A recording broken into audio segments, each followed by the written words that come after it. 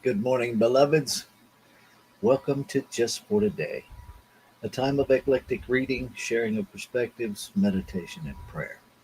I'm Reverend Ray Phillips, Senior Minister and Spiritual Leader of the newly joined Centers for Spiritual Living of Columbia and Greater Baltimore. Today is June 19th, and so let me just pause before we launch into anything to recognize and celebrate Juneteenth. Um, it is not lost on me that it took 2 years um, for the message to finally get to Galveston, Texas, and to free the enslaved people there. And it's also not lost on me that that was only 160 years ago, June 19th, 1865. So it's not the ancient history that we may be comfortable seeing it as. And I will just say we are still in the healing process. And it's important to me to simply acknowledge that. So, that said, what caught my attention this morning was The Invitation by Orion Mountain Dreamer. And I opened it up to page 87, and my eyes fell on a paragraph that starts with forgiveness. So let's see what it has to offer us. Forgiveness happens with time as we learn to live with what cannot be changed. The capacity to live with what is hard is within us. When we can live consciously with the knowledge that we or others, with what we or others have done, we are freed from the constant, if unconscious, effort of trying to pull away from what is. Trying to deny the mistakes we have made is like trying not to let your skin touch the cloth of a cold, wet jacket you are wearing. Impossible and exhausting in the trying. We are afraid of our failures. We are afraid our failures will mean that we will not be loved. But we don't earn love.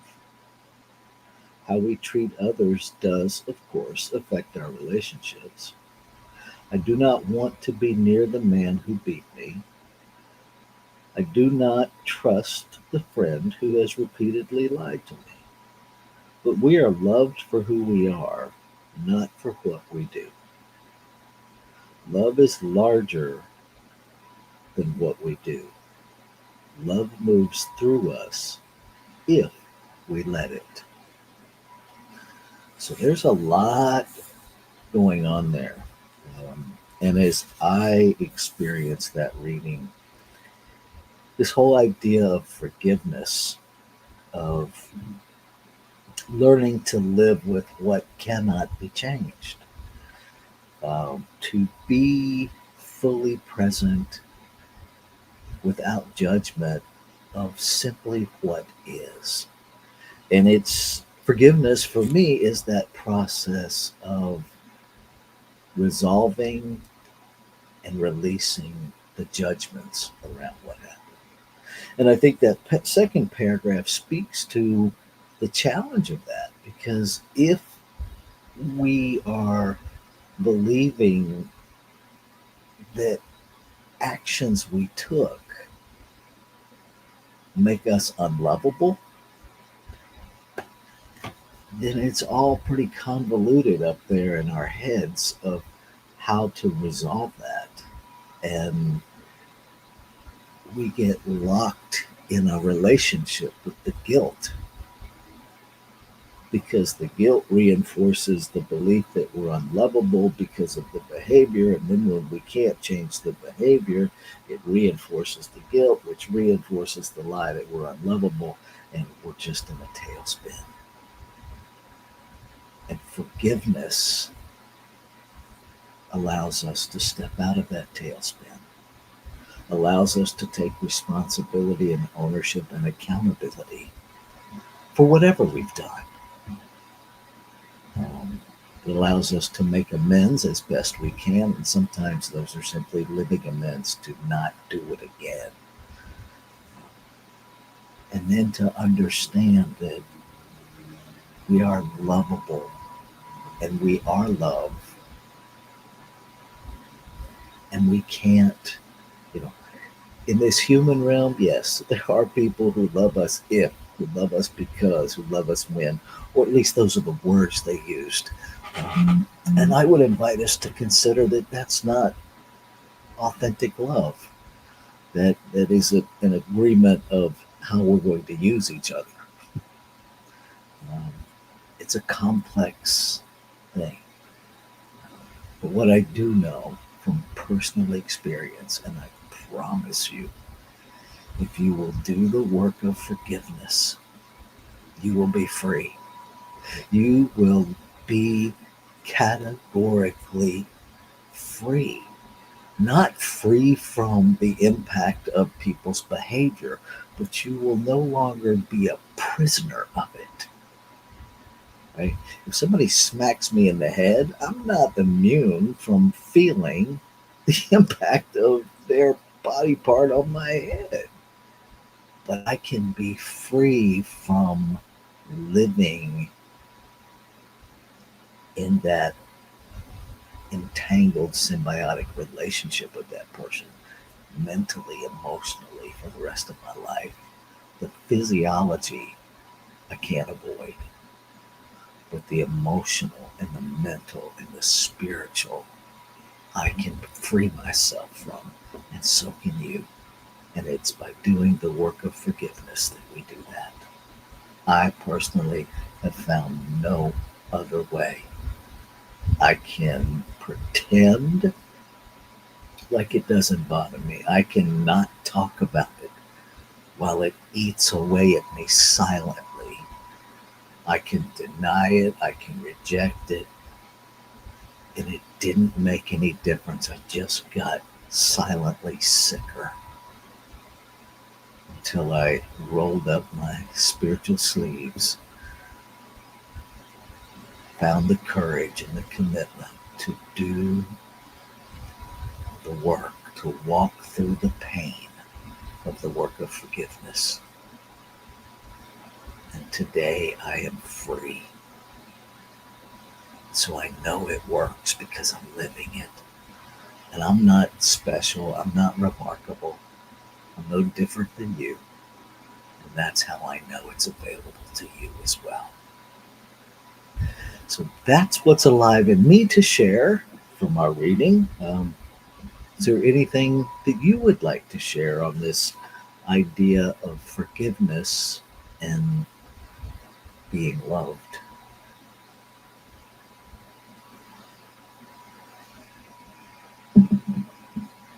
Pause here for just a minute.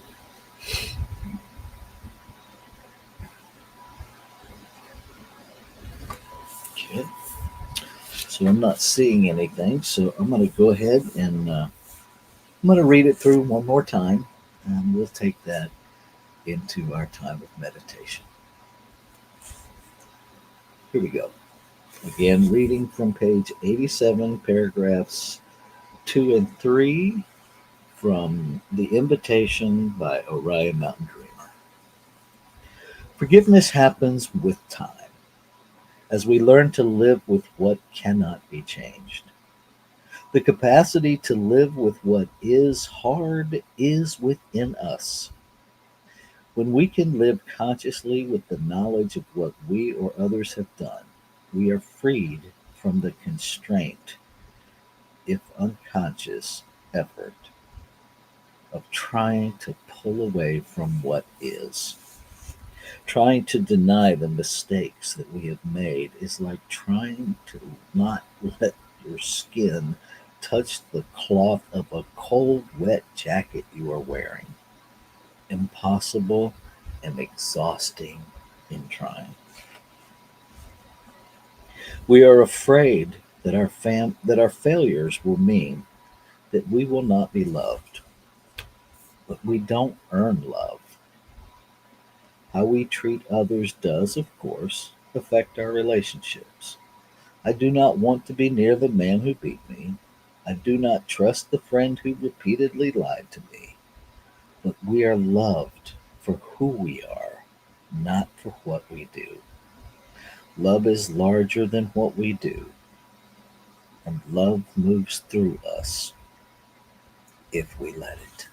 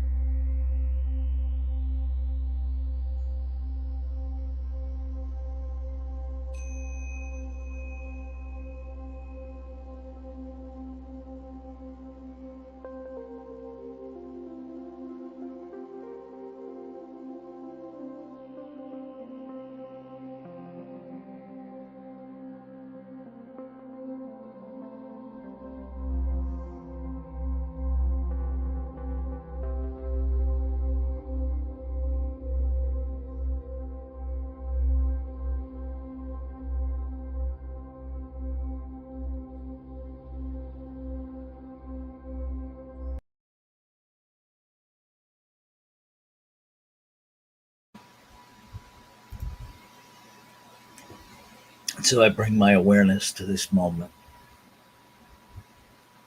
to this breath, to the realization, to the recognition that there is only one infinite, ever present allness, one wholeness that is complete and perfect, that I call creation. It is known by many, many names. And I recognize that by whatever name it is known, it is incomprehensibly larger than any name can encompass. Thus, the nameless nature of its being, the limitless nature of its being, the infinite nature of the substance of being. Whether we call it God, Buddha, Allah, Great Spirit, the Great Mystery, it is all that and so much more. It is omnipotence. It is omnipresence. It is omniscience. It is diversity. Beyond being diverse, it is diversity. Because it is expressing itself individualized in the multiplicity of form.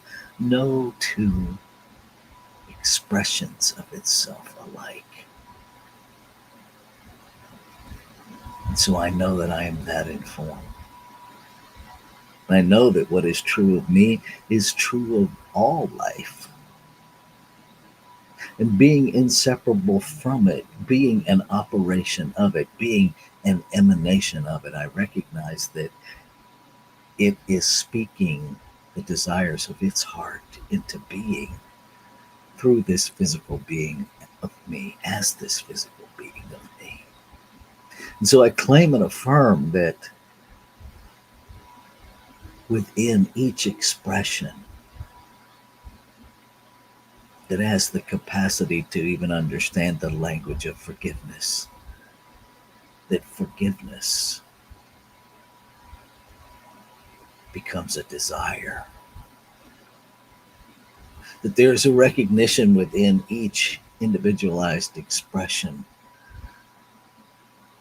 of the benefit of the promise of freedom. That, as was mentioned in the chat, the availability of opening nuances to a greater life that we don't even know exists until forgiveness. And then worlds are opened to us that forgiveness closed. I claim and affirm the excitement. I claim and affirm an awareness that in those places where fear exists, that courage replaces that. That there is an awareness and an awakening to the capacity within each and every expression of life to live with what is undefended, without guilt, shame, or blame, in absolute forgiveness and freedom of ourselves and everyone else. That forgiveness is never a co-signing, but rather a freeing of oneself from the past. And as freedom from the past is a thing, is chosen, is lived, flow of love as love, is unblocked. And the affluence of love, the unrestricted flow of love, becomes the experience, becomes the way of living, the way of being. No longer searching for love, no longer fearing losing love. And the freedom that is the gift of forgiveness, we embody and become the love that we've always been. And we be it in that reciprocity of giving and receiving that comes only from being. And so I celebrate. I celebrate that the word spoken is the word fulfilled. And so I step into that place of faith, that place of confidence in the unseen substance. It becomes the evidence of the desire of the heart through the activity of law. The doer within this creative process that simply acts to make it so. And so I know that it is done. So knowing it is complete, I let go. I let go of all the static in my head that would resist. I let go of all the lies that the human me has to make something happen, but rather simply step into living what law has already made manifest. Knowing that as I see it in the mental equivalent, I will experience it in the physical realm. I let go and I step faithfully, excitedly, with abandonment into what is. And I be that. Ashe. Shalom. Aho. Amin. Amen. And so it is. Namaste.